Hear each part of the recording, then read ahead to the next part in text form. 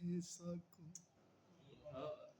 जमाना देख दे साकू जडन दा तैं डिठे साकू जमाना देख दे साकू सियाने ता सियाने पर दीवाना देख दे साकू डिठे साकू जमाना देख दे साकू सियाने ता सियाने पर दीवाना देख दे साकू जडन दा तैं डिठे चुमेंदी चांदनी है पैर पैरे को धमक आ गई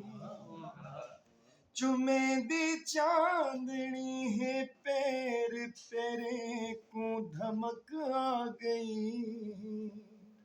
है रंगत ते निखाराया है चेहरे ते चमक आ गई जो अपने हैं ता अपने हैं बेगाना देख दे डिठे साकू जमाना देख दे साकू जडन दा तैं डिठे शेर काबले मौत साडे सामने कलियां ते फुल भी सरन गूथे दे साडे सामने कलियां ते फुल भी सरन गूथी दिन बहारा मस्त पोपट भी असाकू देखते खिल दिन नजर हसरत भरी मौसम सुहाना देख दे साकू जडन दा तैं डिठे साकू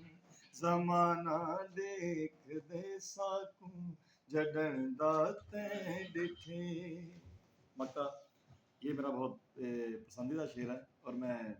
सुर साहब से कहता था कि सर जी मुझे ये सबसे ज़्यादा पसंद है इस गीत में, ये जो शेर मैं अभी आपको सुनाने जा रहा हूँ।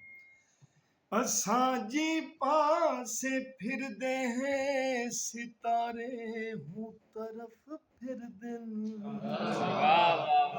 असां जी पासे फिर दे सितारे हूँ तरफ फिर दिन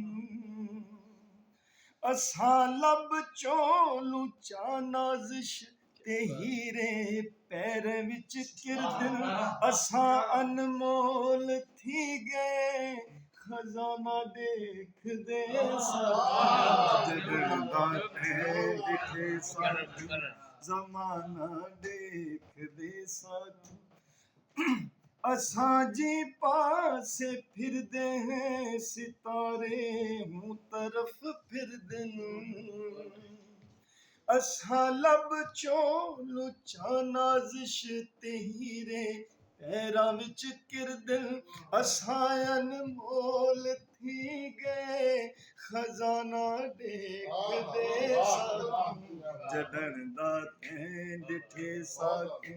जमाना देख दे साकू सियाने ता सियाने पर दीवाना देख दे साकू जडन दा तैं डिठे साकू जमाना देख दे साकू जडन दा तैं